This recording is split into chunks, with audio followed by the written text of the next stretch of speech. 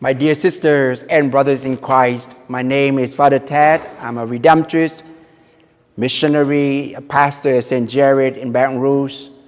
As you can see, the colors in our sanctuary changed into purple because this weekend we celebrate the first Sunday of Advent, which is the new year in our liturgical year. Advent is a time to renew our relationship with God and reflect on the love of God. God loves us so much that God becomes one of us, but sin. And so I'd like to invite you to come here if you could. We have enough space for a lot of people here, but we don't have a lot of people here yet. And so please come and celebrate this beautiful season with us. This Advent, St. Gerard also offers 4 mini retreats.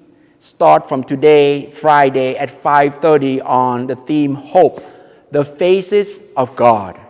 And next 3 Thursdays from 5:30, we'll reflect on the 3 themes: the love of God, the joy of God, and the peace of God. May God bless you, and God bless you always, your family, and everything you do. Happy Advent.